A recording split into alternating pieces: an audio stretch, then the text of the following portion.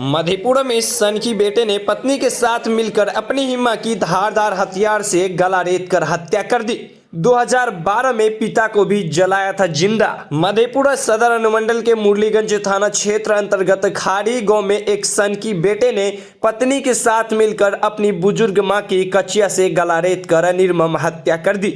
ऐसा आरोप है कि इस बेटे ने 2012 में पिता को भी जिंदा जला दिया था। मामला संपत्ति विवाद से जुड़ा है। घटना के संबंध में मृतक महिला के दूसरे पुत्र ने बताया कि वो दरवाजे पर था।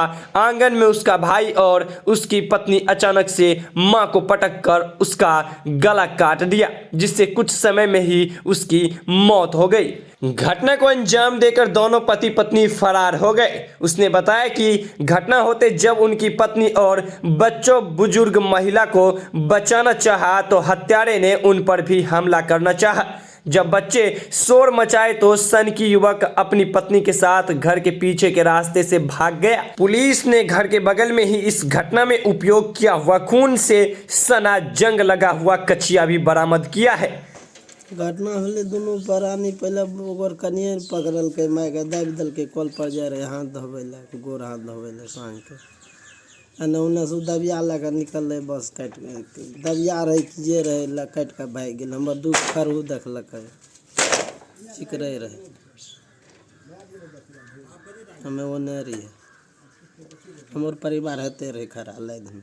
ग्रामीणों की माने तो आरोपी युवक पिछले 10 वर्षों से घर में जमीन जायदाद हड़पने के लिए लगातार विवाद खड़ा कर रहा था। उसने अपने निसंतान चाचा और बड़े भाई पर भी कई बार झूठे आरोप लगाए थे।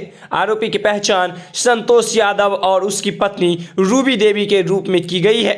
बताया जा रहा है कि सनकी संतोष यादव पिछले 15 दिनों से घरवाले को परेशान करने की नीयत से लगातार साजिश रच रहा था। संतोष के पिता देवन यादव पूर्व में पीएचडी में सरकारी नौकरी करते थे। उनके पिता 2 भाई हैं। संतोष के बड़े चाचा को संतान नहीं है। इस कारण से उनके हिस्से की जमीन को भी हड़पने के लिए 2-3 दिन पहले उनसे भी मारपीट किया था। इससे पहले बीते 26 जनवरी को संतोष ने अपने बच्चे के अपहरण का आरोप भी अपने बड़े भाई शैलेंद्र और मां पर लगा दिया था। इस कारण से घर में तनाव का माहौल बना हुआ था। संतोष पूरे प्लान के तहत काम कर रहा था। वो अपनी बाइक को घर के बजाय घर के पीछे स्थित बांसबाड़ी में खड़ा कर रखा था।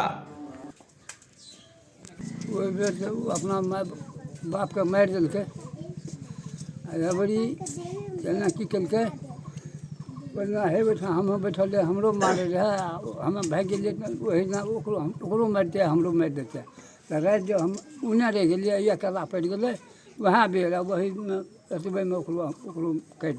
बताया जाता है कि संतोष की पत्नी रूबी देवी ने सास को आंगन में पटक कर गला दबा दिया और फिर संतोष घर में छुपा कर रखे जंग लगे कचिए से मां चिरैया देवी का गला रेत दिया।